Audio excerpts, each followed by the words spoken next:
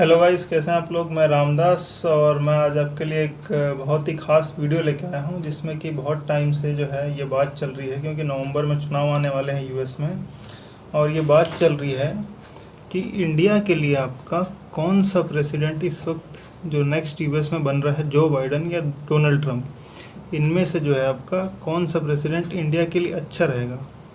तो इस पे मैं दोनों के एक्सपेक्ट में बात करूंगा और लास्ट में एक अपना छोटा सा व्यू ऑफ पॉइंट रखूंगा, क्योंकि एक वीडियो को कंक्लूड करने के लिए लास्ट में अपना व्यू पॉइंट रखना पड़ता है। तो मैं एक छोटा सा लास्ट में अपना व्यू पॉइंट रखूंगा कि कौन सा अच्छा होना चाहिए।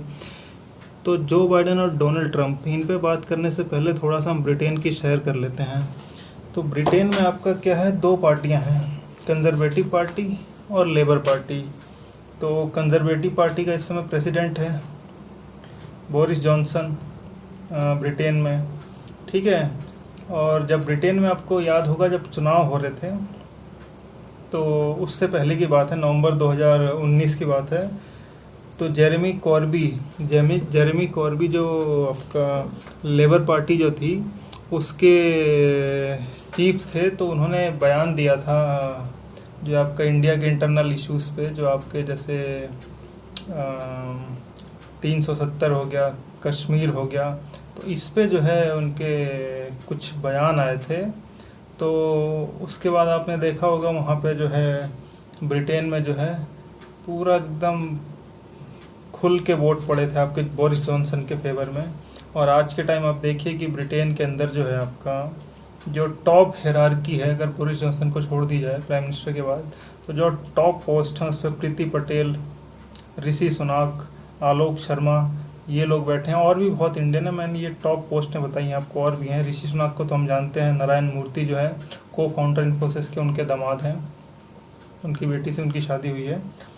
तो कुल मिला के ये हुआ कैसे, वो हारे कैसे जेमी कॉर्बी, क्योंकि ब्रिटेन के अंदर जो है आपका 2.5% इंडियन पॉपुलेशन है, यानी कि आपकी 14 लाख के आसपास। और वो सेकंड लार्जेस्ट एथनिक ग्रुप है ब्रिटेन में, अपनी जो ब्रिटेन के मूल निवासी हैं उनके बाद। और 6 लाख इंडियन माइग्रेंट हैं जो वहाँ वोट करते हैं। तो कुल मिला के जो है आपका 20 लाख वोट हैं। और ये वोट जो है काफ़ी हद तक एक तरफा पड़े थे जो है आपका कंजर्वेटिव पार्टी के बोरिस जॉनसन के लिए।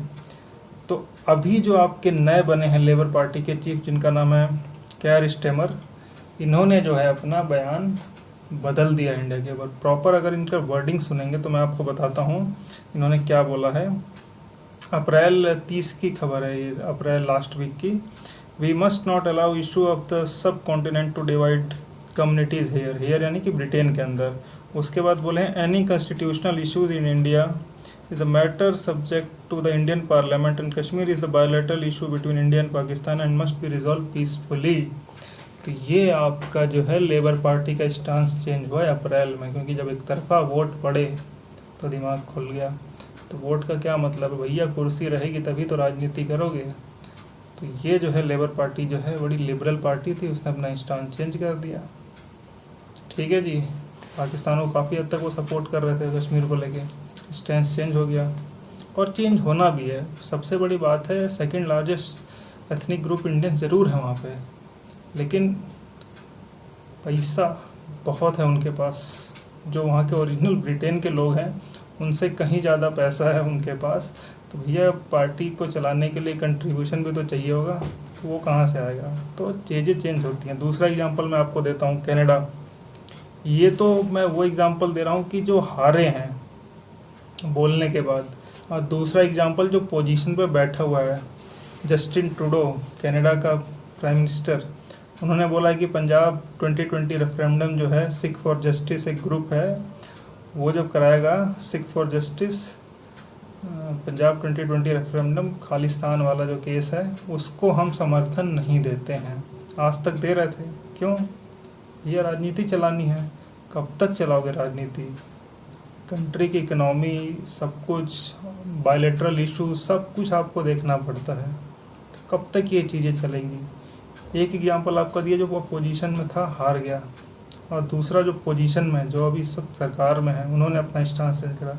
तो ये दो एग्जांपल मैंने आपको दिए हैं थोड़ा सा आपको बैकग्राउंड समझाने के लिए। अब मैं चलता हूँ आपका यूएसए पे। यूएसए में आपका इस वक्त जो है दो लोग हैं, डोनाल्ड ट्रंप और दूसरा जो बाइडन। जो Biden is a political person, जो और आपका Donald Trump is a businessman. तो डोनाल्ड ट्रंप को आप जो है थोड़ा बहुत जो है आप डील दे दीजिए, वो खुश है बंदा। फरवरी के आसपास अगर मैं गलत नहीं हूँ तो इसी साल स्टार्टिंग में जो है Donald Trump Motera stadium Ahmedabad में आए थे।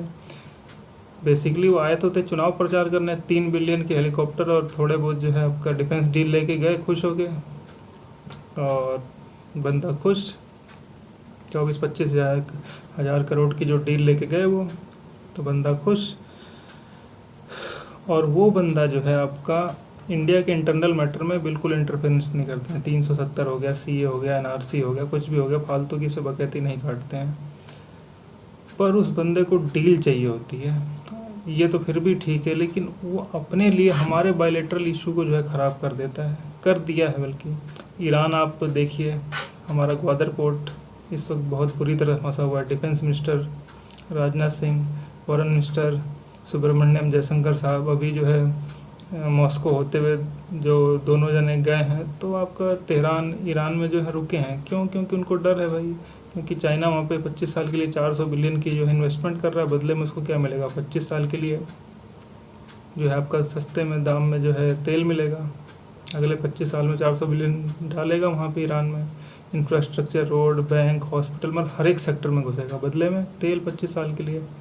इंडिया को डर है क्योंकि स्ट्रेट ऑफ हॉर्मुज़ के दोनों तरफ जो है आपका एक एक पोर्ट जो है उसको मिलने के चांसेस हैं। और ये डील ठंडे बस्ते में नहीं है, ये डील बैक चैनल्स के थ्रू चल रही है, आराम से, मतलब मीडिया में नहीं आ रही है। और ईरान की भी मजबूरी है वही करना, पर हमारे लिए दिक्कत है क्योंकि ग्वादर हमारा जो है बहुत दिक्कत में, क्योंकि रेल लाइन से जो है ईरान ने एक तरह से हमें आउट ही कर दिया है। उसको बचाने के लिए डिफेंस मिनिस्टर और आपके जयशंकर साहब जो हैं दोनों जने गए थे।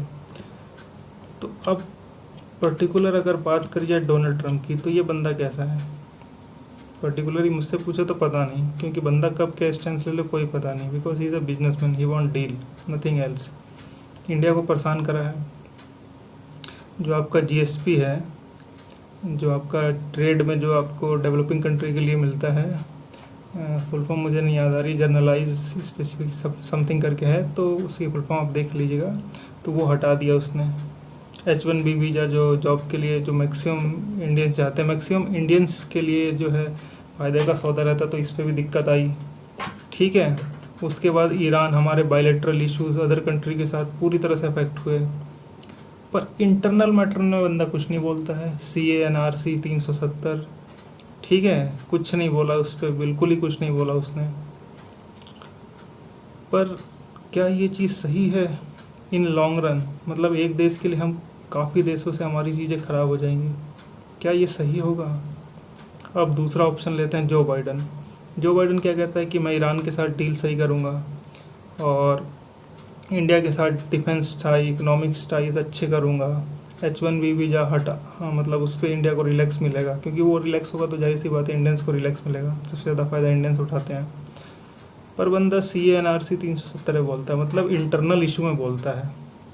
डोनाल्ड ट्रंप इंटरनल इशू में नहीं बोलता है, जो बाइडेन इंटरनल इशू में बोलता है। पर डोनाल्ड ट्रंप हमारे एक्सटर्नल जो रिलेशन है उनको ख़राब कर रहा है, जो बाइडेन हमारे एक्सटर्नल रिलेशंस को सही कर देगा, क्योंकि ईरान के ऊपर उसने बोला है कि वो चीज़ें सही कर देगा। तो हमें किस तरफ जाना चाहिए? तो पहला एग्जांपल जो मैंने आपका लेबर और कंजर्वेटिव पार्टी का दिया, लेबर पार्टी ने अपना स्टांस चेंज करा था जिमी कॉर्बी के बाद, केयर स्टेमर ने अप्रैल 30 में, अभी आपका अप्रैल 30 को। तो बेसिकली उधर कनाडा ने भी करा था। तो हम इस चीज़ से क्या समझ सकते हैं? हम इस चीज़ से समझ सकते हैं कि डोनाल्ड ट्रंप अगर अगली बार आया तो और कितने रिश्ते इंडिया अमेरिका के हिसाब से रिन्यू करेगा, आगे पीछे करेगा, ख़राब होगा पता नहीं। पर अगर जो बाइडन आया तो ऐसा नहीं कि अमेरिका से हमारे रिश्ते ख़राब हो जाएंगे। जो उसकी वाइस प्रेसिडेंट कमला हैरिस, ठीक है, वो भी काफ़ी हद तक है, तो वो इंडिया की ही, उसके मदर या शायद फादर जो हैं उनमें से कोई एक जो है चेन्नई के हैं, पर वो है एक हिसाब से इंटरनल मैटर पे एंटी इंडिया। वो भी एंटी इंडिया तो नहीं बोलूँगा प्रॉपर वर्ड, बल्कि इंटरनल मैटर पे बोलती है, बहुत ज़्यादा बोलती है, और वो वाइस प्रेसिडेंट है। तो हमें इस वक्त मेरे हिसाब से जो बाइडन अगर बनता है तो इससे इंडिया को दिक्कत शॉर्ट टर्म में आएगी, लॉन्ग टर्म में नहीं आएगी। क्यों? क्योंकि इंटरनल इशू बोलेगा तो हम अमेरिका के उतना पास भी नहीं जाएंगे जितना डोनाल्ड ट्रंप में गए हैं, और उतना दूर भी नहीं हट सकते क्योंकि अमेरिका खुद नहीं हटने देगा। तो एक गैप बना रहेगा। अगर जो बाइडन आया, डोनाल्ड ट्रंप आया, तो हम काफ़ी हद तक चले जाएंगे उसके पास, फिर दूर हटना दिक्कत हो जाएगा। ठीक है, डिफेंस हमारा चलता रहेगा, एक्सरसाइज चलती रहेगी, इकनॉमी चलती रहेगी, चाहे डोनाल्ड ट्रंप आए, जो बाइडन आए, उसके बाद कोई भी आए, उससे फ़र्क नहीं पड़ता है। लेकिन हमारे जो अदर कंट्री से बायलैटरल रिलेशन है, डोनाल्ड ट्रंप अगर दोबारा आए तो पूरी हद तक ख़राब हो सकते हैं। पर जो बाइडन आया, जब वो इंटरनल इशू में बोलेगा, बिल्कुल बोलेगा, तो एक गैप बना रहेगा, तो उस गैप का हम फ़ायदा उठा सकते हैं। और जो इंडियन कम्युनिटी है अमेरिका में, कुछ नहीं करने की ज़रूरत है। नरेंद्र मोदी वहाँ जाके ह्यूस्टन में जो हाउडी मोदी करते हैं, हर एक प्रोविंस जो है, जहाँ जहाँ इंडिया की मेजोरिटी है इंडियन कम्युनिटी की, वहाँ पे जाके जो है आपका करें कार्यक्रम, लोगों को बुलाएं, बातचीत करें, जिससे जो है अमेरिका के अंदर जो वोट बैंक है, जो इंडियंस हैं, वो कंसोलिडेट हों। काफ़ी हद तक वहाँ पे इंडियन है, अच्छी खासी परसेंटेज है वहाँ इंडियन की। डोनाल्ड ट्रंप मोटेरा किस लिए आया था बंदा? वोट के लिए, पैसे के लिए। ठीक है, क्योंकि इंडियंस जो हैं, खासकर गुजराती बहुत भरे पड़े हैं। आपके जितने भी यूएस के अंदर मोटेल्स हैं और काफ़ी हद तक होटल्स हैं, उन पे 90% इंडियंस का कब्जा है, और ख़ासकर देखा जाए तो 70-80% तो गुजरातियों का है। तो हमें जो है उनको कंसोलिडेट करना चाहिए, ताकि इंडिया की जब बात आए तो वोट इकलौता हो जाए। ना हम जो है रिपब्लिकन को देंगे, ना डेमोक्रेट्स को देंगे। जो इंडिया के इंटरनल इशू में नहीं बोलेगा, उधर वोट पड़ेगा। इज़राइल जो है, यूएस का जो है, इतना सहयोग कैसे ले पाता है? 70 से 74 लाख जो है, 32 करोड़ की आबादी में 70 से 74 लाख इजरायली हैं। अमेरिका के अंदर क्या पॉलिटिक्स है, क्या नहीं है, कोई फ़र्क नहीं, लेकिन इजराइल को लेके अमेरिका कभी उसके इंटरनल इशू हो, कुछ हो, कितने बम गिराता है, ह्यूमन राइट वायलेशन, तो कभी कुछ बोलता है अमेरिका? नहीं। वोट है भाई 70 से 74 लाख, कंसोलिडेट वोट। तो इसी तरह इंडिया का वोट भले 70-74 लाख नहीं, इससे कम है, इसके 50% से भी कम है, शायद 50% से भी कम होगा, इसके 35 लाख से भी कम होगा, 20 लाख 25 लाख होगा, जो भी होगा, मुझे प्रॉपर नहीं पता। लेकिन वो कंसोलिडेट करें, इतना तो हमको पता चल गया कि हमारा वोट बैंक में वहाँ दम है। डोनाल्ड ट्रंप यहाँ पे आया था, ये चीज़ हमें पता चल गई। तो उसको कंसोलिडेट करें, ज़्यादा टाइम नहीं लगेगा, 4 से 8 साल लगेंगे। वहाँ का टर्म, एक टर्म 4 साल का होता है, इंडिया का 5 साल का होता है। तो जब वो कंसोलिडेट होगा कि भाई आपको कुछ भी बोलना है बोलो, इंटरनल इशू पे कोई बात नहीं होगी, ट्रेड पे बात करना है करो, किसी मैटर पे बात करना है, बायलैटरल रिलेशन पे करना है, किसी पे करना है करो, ट्रेड इंटरनल इशू पे बात नहीं होगी। और जब इस तरह से कंसोलिडेट होगा तो चीज़ें अपने आप सही होंगी, और इंडिया के इंटरनल मैटर में यूएस बिल्कुल नहीं बोलेगा, और ये लॉन्ग टर्म स्ट्रेटेजी के हिसाब से बहुत अच्छा होगा। तो मेरे हिसाब से जो Biden is the best choice. और सर्वे के हिसाब से भी जो बाइडन के इस समय 84% चांसेस है जीतने के। डोनाल्ड ट्रंप को तो कोरोना ने, उसकी इकनॉमी ने वैसे ही बैंड बजा रखी है। और उसके बाद आपका ब्लैक लाइफ मैटर जो है, जो वहाँ पे काले गोरे का भेदभाव है, कितना ही पढ़े लिखे देश हैं यार, हमें कहते हैं इंडिया में दंगे होते हैं, पढ़े लिखे हैं फिर भी काले गोरों का भेदभाव है, हमें सिखाते हैं कि यहाँ पे दंगे होते हैं। यूनाइटेड नेशन जो है आपकी ह्यूमन राइट कमीशन की जो है, वहाँ की इंटरनल रिपोर्ट आई थी, इंडिया को जो है कंट्री ऑफ जो है, एक उनकी लिस्ट होती है जिसमें 8 कंट्रियों को डालते हैं कि कंट्री ऑफ सर्टेन मैटर करके, कि यहाँ पे दिक्कत है। दिल्ली दंगे जब डोनाल्ड ट्रंप यहाँ पे आए थे तो उसमें डाला गया था। अब लिस्ट बनाएंगे तो अब कंट्री ऑफ स्पेशल कंसर्न में यूनाइटेड नेशन की ह्यूमन राइट कमीशन यूएस को खुद डालेगी। क्वेश्चन तो ये बनता है ना कि आप दूसरे देशों को डालते हो, क्या यूएस को खुद डालोगे ब्लैक लाइफ मैटर में? देखा जाता है। तो कुल मिला के मैं पॉइंट से थोड़ा भटक गया। तो हमें वहाँ पे वोट कंसोलिडेट करना और ज़्यादा कुछ नहीं करना है। हाँ, हमारे देश का प्रधानमंत्री वहाँ पे जाए, लोगों से फेस टू फेस बात करे, अप्रोच करे, अपने आप कंसोलिडेट हो जाएंगे। और ह्यूस्टन में हाउडी मोदी करा था, ऐसे ही 4-5 इवेंट और कर दो अगले 3-4-5 साल में, आप देखो कैसे कंसोलिडेट होते हैं। ठीक है, थैंक यू।